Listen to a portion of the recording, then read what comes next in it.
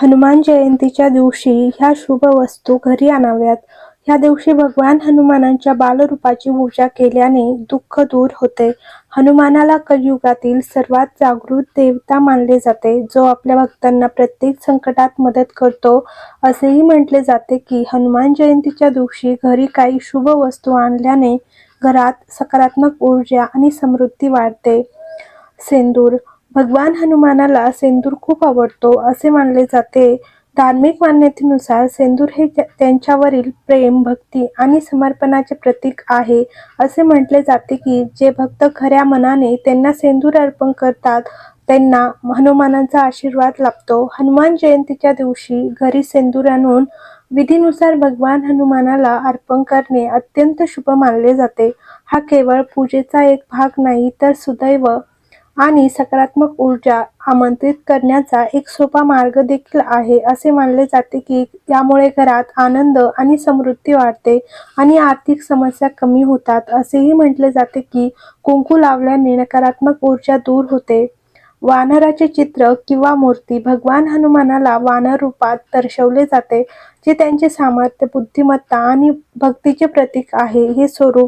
हे रूप धैर्य, निष्ठा आणि सेवेचे प्रतिनिधित्व करते. हनुमानाच्या या वानर रूपाचे चित्र किंवा मूर्ती घरात ठेवणे अत्यंत शुभ मानले जाते.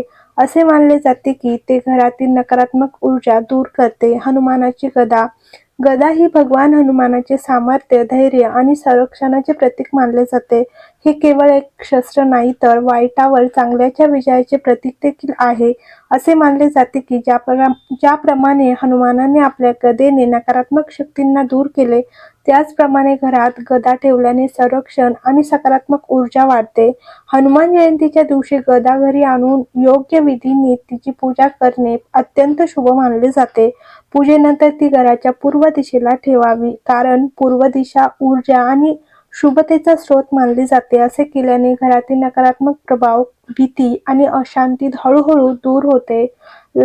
एक लहान तांब्याची कुऱ्हाड. जर तुमच्या घरात वास्तुदोष किंवा ग्रहांची समस्या असेल, तर हनुमान जयंतीला एक लहान तांब्याची कुऱ्हाड आणणे शुभ मानले जाते.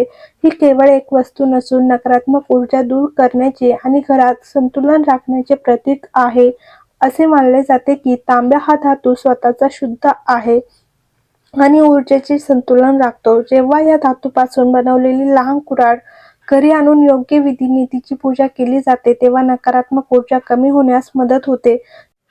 ती घरातील एका स्वच्छ आणि पवित्र ठिकाणी ठेवावी, विशेषतः जिथे तुम्हाला ऊर्जेचे असंतुलन जाणवते. असे केल्याने घरातील वातावरण हळूहळू शांत, सकारात्मक आणि संतुलित होते. हनुमान जयंतीचे आध्यात्मिक महत्त्व. हनुमान जयंतीच्या दिवशी जन्मलेले हनुमान, ज्यांना संकटमोचक म्हणून पूजले जाते, ते आपल्या भक्तांचे सर्व दुःख दूर करणारे मानले जातात. असा विश्वास आहे की ज्या घरात नियमितपणे हनुमान चालीसाचे पठण केले जाते, त्या घरात नकारात्मक शक्ती प्रवेश करू शकत नाही. त्यांचे नाव स्वतःच एक दिव्य मंत्र आहे, जो भीती, दुःख आणि त्रास दूर करण्यास सक्षम आहे. पूजेची पद्धत. हनुमान जयंतीच्या दिवशी सकाळी स्नान करून उपवास करण्याचा संकल्प करावा.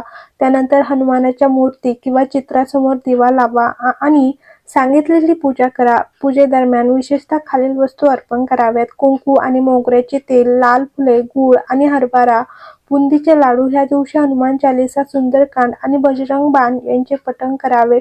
उपवास करावा आणि संध्याकाळी प्रसादाचे वाटप करून त्याचे सेवन करावे. मंदिरामध्ये भजन, कीर्तन, अखंड पठण आणि विशेष आरती आयोजित केल्या जातात. ह्या सर्वांमध्ये तुम्ही नक्की सहभागी